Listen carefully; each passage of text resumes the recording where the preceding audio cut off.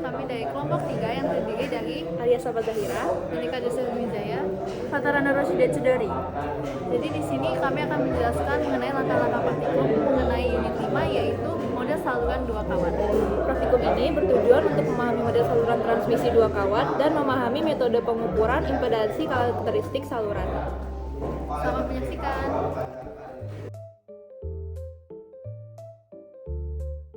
Saluran transmisi merupakan media yang digunakan untuk menyalurkan energi listrik atau sinyal dari sumber ke beban. Salah satu bentuk paling sederhana dari saluran transmisi adalah model saluran dua kawat, yang terdiri dari dua konduktor sejajar yang dipisahkan oleh jarak tertentu. Model ini sering digunakan sebagai dasar untuk memahami konsep saluran transmisi sebelum mempelajari sistem yang lebih kompleks seperti kabel koaksial atau gelombang mikro. Pada saluran dua kawat, sinyal listrik merambat dalam bentuk gelombang sepanjang konduktor. Selama proses perambatan tersebut, sinyal dapat mengalami perubahan akibat sifat fisik saluran seperti hambatan, induktansi, kapasitansi yang tersebar sepanjang kawat. Hal ini menyebabkan adanya fenomena seperti pelemahan sinyal, perubahan fasa, serta kemungkinan terjadinya pantulan sinyal. Salah satu konsep paling penting dalam saluran transmisi adalah impedansi karakteristik. Impedansi ini merupakan sifat alami dari saluran yang menentukan bagaimana sinyal akan merambat tanpa mengalami pantulan. Jika impedansi beban tidak sesuai dengan impedansi karakteristik saluran, maka sebagian sinyal akan dipantulkan kembali ke sumber. Fenomena ini dikenal sebagai refleksi gelombang yang dapat menyebabkan gangguan pada sistem komunikasi atau pengukuran.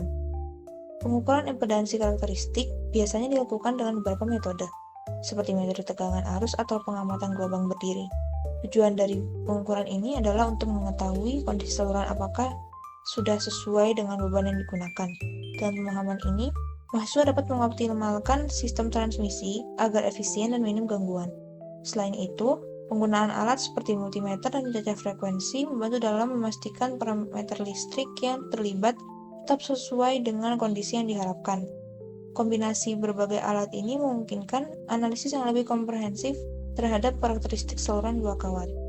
Secara umum, pemahaman tentang model saluran dua kawat sangat penting dalam minat teknik elektro dan telekomunikasi, karena konsep yang sama digunakan dalam berbagai aplikasi nyata, seperti jaringan komunikasi, sistem antena, dan distribusi sinyal frekuensi tinggi.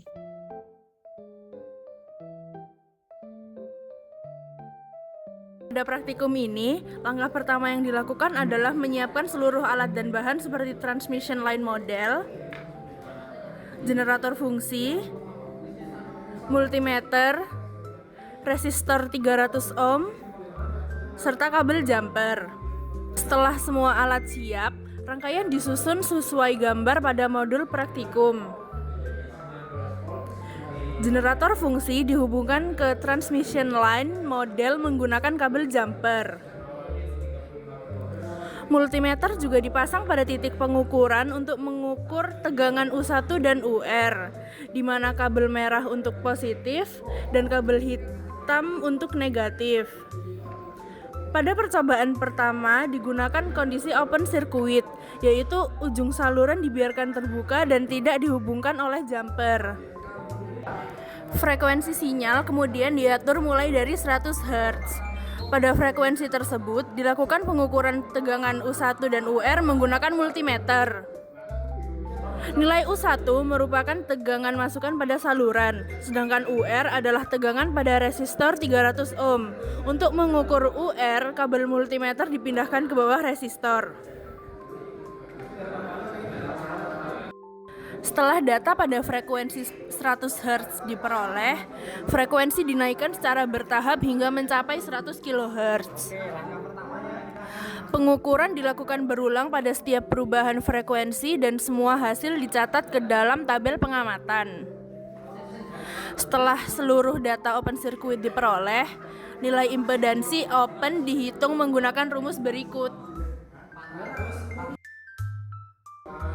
Lakukan hal yang sama untuk mendapatkan hasil pengamatan pada kondisi short circuit dengan menambahkan jumper pada rangkaian.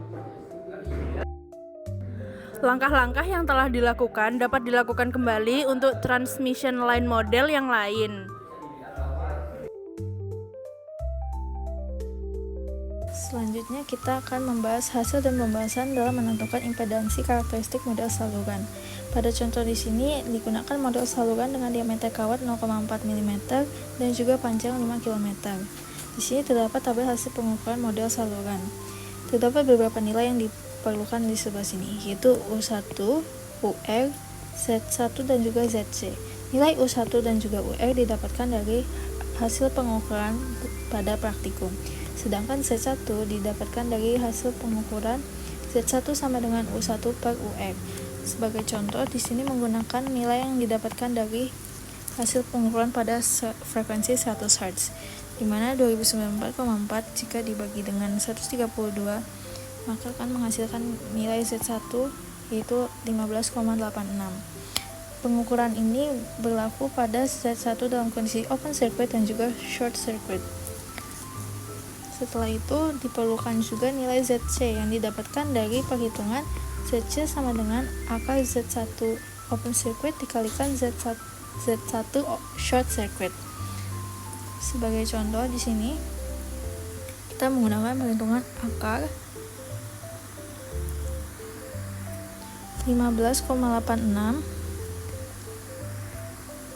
jika dikalikan dengan 3,879, maka akan menghasilkan nilai 7,84. Hasil pengukuran ini kemudian akan dimasukkan ke dalam grafik hubungan frekuensi dengan ZC, di mana skala yang digunakan merupakan nilai ZC. Seperti pada contoh, nilai pada frekuensi 100 Hz itu adalah 7,84, sehingga diletakkan di bagian paling atas. Nah, jika diperhatikan dan dianalisis berdasarkan data pada tabel hasil pengukuran, dapat diamati bahwa nilai impedansi karakter ZC mengalami penurunan seiring dengan meningkatnya frekuensi. Pada frekuensi rendah yakni 100 Hz, ZC bernilai sekitar 7,84 ohm. Sedangkan pada frekuensi tinggi yakni 10 kHz, ZC turun mendekati nilai 2,14 ohm. Hal ini sesuai dengan teori bahwa pada frekuensi rendah, pengaruh resistansi kawat lebih dominan sehingga ZC lebih besar. Sedangkan pada frekuensi tinggi, pengaruh induktansi dan kapasitansi menjadi dominan, sehingga ZC meningkati nilai akar L per C yang menjadi lebih kecil dan juga stabil. Nilai Z1 pada open circuit mencapai 15,86 di frekuensi 100 Hz. Kemudian menurun secara konsisten hingga 2,7 pada frekuensi 10.000 Hz. Demikian pula Z1 pada kondisi short circuit yang berkisar dari 3,879 hingga 2,21 ohm pada 10 kHz. Penurunan yang lebih tajam terjadi pada Z1 open circuit dibandingkan dengan Z1 short circuit, yang menunjukkan bahwa kapasitansi saluran memegang peranan yang lebih besar pada kondisi open circuit. Berdasarkan grafik hubungan antara frekuensi masukan dengan impedansi karakter ZC ini menunjukkan pola penurunan yang cukup tajam, mulai dari rentang frekuensi rendah hingga tinggi sesuai dengan data perhitungan pada tabel hasil pengukuran. Pada frekuensi 100 Hz, nilai ZC tercatat sebesar 7,8 ohm dan terus menurun hingga mencapai 2,14 ohm pada frekuensi 10 kHz. Bentuk kurva yang melandai pada grafik frekuensi ini merupakan karakteristik saluran transmisi berparameter terdistribusi, di mana hasil yang diperoleh sudah sesuai dengan teori yang ada.